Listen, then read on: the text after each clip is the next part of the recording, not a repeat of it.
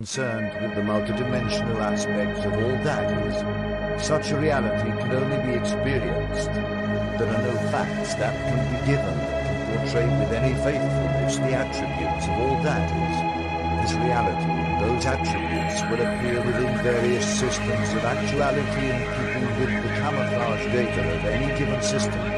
The inner experience with the multidimensional God can come in two main areas. One is through the realization that this time-moving force is within everything that you can perceive with your senses. The other method is to realize that this primary motive force is a reality independent of its connection with the world of appearances. All personal contact with the multidimensional God, all legitimate moments of mystic consciousness, will always have a unifying effect. They will not, therefore, isolate the individual involved, but instead will enlarge his perceptions until he will experience the reality and uniqueness of as many other aspects of reality of which he is capable. He will feel, therefore, less isolated and less set apart. He will not regard himself as being above others because of the experience. On the contrary, he will be swept along in a just thought and comprehension in which he realizes his own oneness with all that is, as there are portions of reality that will be not consciously perceived, and other systems of probability of which you are not consciously aware. So also other aspects of the primary God that you cannot at this moment comprehend. There are, therefore, probably gods, each one reflecting in its way the multidimensional aspects of a finite entity so great and dazzling that no one reality firm or particular kind of existence could contain it. I have tried to give you some idea of the far-reaching creative effects of your own thoughts. With that in mind, then, it is impossible to imagine the multidimensional creativity that will be attributed to your actions. The term device will be used as a designation to include all of those probably gods and all of their manifestations. Now it is easier perhaps for some of you to understand the simple stories and parables of beginnings which I have spoken. That the time has come for mankind to take several steps further, to expand the nature of his own consciousness by trying to comprehend a more profound version of reality. You have outgrown the time of children's play. When your own thoughts have a formed reality, then they have no continuity in other systems of reality of which you are unaware. Then it is not difficult to understand why other systems of probabilities are also affected by your own thoughts and emotions, nor why the actions of the probable gods are not affected by what happens in other dimensions of existence. Chapter 15. Reincarnational civilizations, probabilities, and more on the multidimensional God. In a manner of speaking, it can be said that you have reincarnational civilizations as well as reincarnated individuals. It is said that he who is born in flesh works toward the development of those abilities that can be best nurtured and fulfilled within the physical environment. It is a responsibility to add to the civilization in which he is in existence. He helps form it through his own thoughts, emotions, and actions. He learns from failure as well as success. We think of physical history as beginning with the cavemen, continuing up to the present. There have been other great scientific civilizations, some spoken of in legend, some completely unknown, all in your furthest outback. It seems to you that concerned with the multidimensional aspects of all that is. Such a reality can only be experienced. There are no facts that can be given that can portray with any faithfulness the attributes of all that is. This reality and those attributes will appear within various systems of actuality in keeping with the camouflage data of any given system. The inner experience with the multidimensional God can come in two main areas. One is through the realization that this time-moving force is within everything that you can perceive with your senses. The other method is to realize that this primary motive force is a reality independent of its connection with the world of appearances. All personal contact with the multidimensional God, all legitimate moments of mystic consciousness, will always have a unifying effect. They will not, therefore, isolate the individual involved, but instead will enlarge his perceptions until he will experience the reality and uniqueness of as many other aspects of reality of which he is capable. less set apart. He will not regard himself as being above others because of the experience. On the contrary, he will be swept along in a just thought and comprehension in which he realizes his own oneness with all that is, as there are portions of reality that will be not consciously perceived, and other systems of probability of which you are not consciously aware. So also other aspects of the primary God which you cannot at this moment comprehend.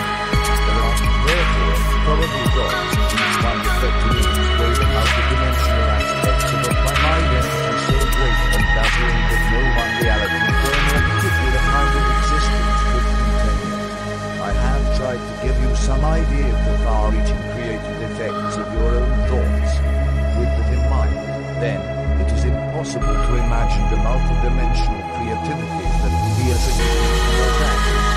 The term device will be used as a designation to include all of those probably gods and all of their manifestations. Now it is easier perhaps for some of you to understand the simple stories and parables of beginnings which I have spoken. But the time has come for mankind to take several steps further, to expand the nature of his own consciousness by trying to comprehend a more profound version of reality. You have outgrown the time of children's play. When your own thoughts have a formed reality, and they have no link in other systems of reality of which you are unaware, then it is not difficult to understand why other systems of probabilities are also affected by your own thoughts and emotions, nor why the actions of the probable gods are not affected by what happens in other dimensions of existence. Chapter 15. Reincarnational Civilizations, Probabilities, and more on the multidimensional God. In a manner of speaking, it can be said that you have reincarnational civilizations as well as reincarnated individuals. It is entity who is born in flesh works toward the development of those abilities that can be best nurtured and fulfilled within the physical environment.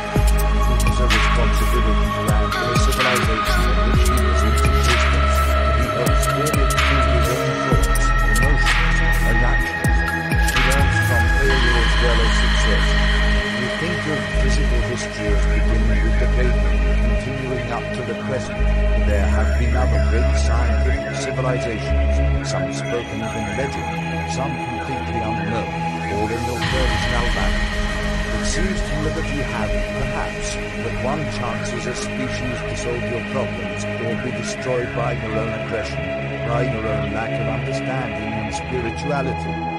As you are given many lives in which to develop and fulfill your abilities, so has the species in those terms been allotted more than the single line of historical development with which you are presently acquainted. The reincarnational structure is but one facet in the whole picture of probabilities. In it you have literally as much time as you need to develop those potentials that you must develop before leaving the reincarnational existences. Groups of people in various cycles of reincarnational activity have met crisis after crisis, have come to your point of physical development and either gone beyond it, or destroyed their particular civilization. In this case they were given another chance, having the unconscious knowledge not only of their failure, but the reasons behind it.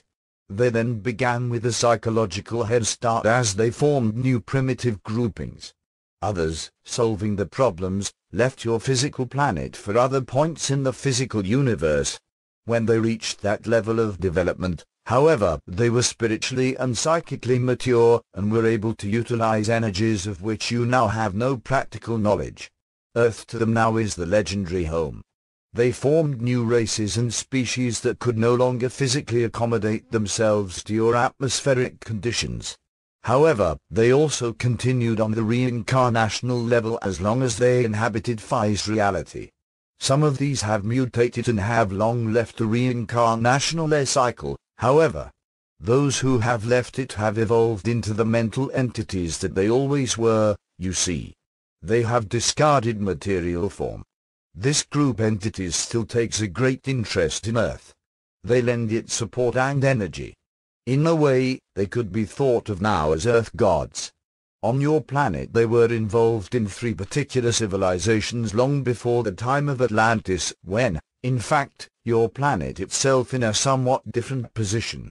particularly in relationship to 3 of the other planets that you know. The poles were reversed. They were, incidentally, for 3 long periods of your planet's his. These civilizations were highly technological, the second one being, in fact, far superior to your own along those lines. Sound was utilized far more effectively, not only for healing and in wars, but also to power vehicles of locomotion, and to bring about the movement of physical matter. Sound was a conveyor of weight and mass. The strength of this second civilization lay mainly in the areas now known as Africa and Australia, although at that time not only was the climate entirely different, but the land areas. There was a different attraction of land mass having to do with the altered position of the poles. Relatively speaking, however, the civilization was concentrated in area. It did not attempt to expand. It was highly ingrown and dwelled upon the planet simultaneously with a large, unorganized, dispersed, primitive culture. Not only did it make no attempt to civilize the rest of the world, but it did everything in its power, which was considerable for a long period of time, to impede any such progress. The members of this civilization were largely a fringe group from the earlier successful civilization, most of whom had decided to continue existence in other areas of your physical universe. These, however, were particularly enamored of earthly life, and also thought that they could improve upon the last experiment in which they had been involved, though they were free to move on to other layers of existence. They were not interested in beginning from scratch again as an infant civilization, but in other areas. Therefore much of their knowledge was instinctive with them, and this particular group then went through what you would call the various technological stages very rapidly. They were particularly concerned in the beginning with developing a human being who would have built-in safeguards against violence. With them, the desire for peace was almost what you would call an instinct. There were changes in the physical mechanism. When the mind signaled strong aggression, the body would not react. Now psychologically you can see vestiges of this in certain individuals, who will faint or even attack their own physical system, before allowing themselves to do what they think of as violence to another. This civilization, therefore, left the natives that surrounded them in peace. They did send out members of their own group, however, to live with the natives and intermarry, hoping peacefully to thus alter the physiology of the species. The energy, often in your time given over to violence, went instead into other pursuits, but began to turn against them. They were not learning to deal with violence or aggression. They were attempting to short-circuit it physically, and this they found had complications. Energy must be allowed to flow freely through the physical system, controlled and directed mentally, or psychically if you prefer. The physical alteration was a strain on the entire system. The creative function and basis that has been distorted into the idea of aggression, the urge to act, was not understood. In a manner of speaking, breathing itself is a violence. The built-in inhibition resulted in a tied-up system of mutual controls in which the necessary thrusting out of action became literally impossible. An overly conscientious, restrictive mental and physical state evolved, in which the organism's natural physical... Sometimes it might be. But what about the people who curse their cars? What about the people who always, damn bucket of bolts and this kind of thing? Do those people have any harder time? Are they the ones that get stranded, 50 miles from the nearest telephone someplace because the car quit? Okay, so what's happening is that it's not that you are changing the car. It's that the way virtual reality works enables you and your consciousness. You have this virtual reality. That's how you can affect this reality. Just because it's virtual, your consciousness intent moves things. Your intent for that car to work better, or the relationship you have with your dog or your cat, all these things. It's your consciousness, their consciousness. The car, you are actually having an effect. So the engine doesn't have to be rendered. You lift the hood. When you lift the hood, you need to render an engine. But the probability of how that engine performs, that's there. And you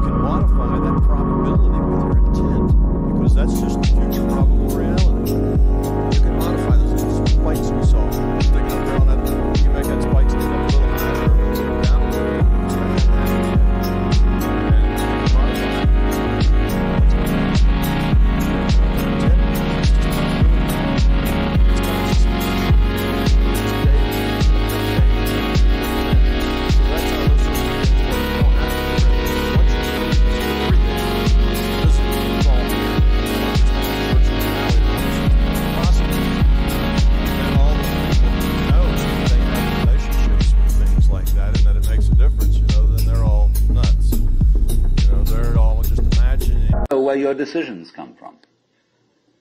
Twins.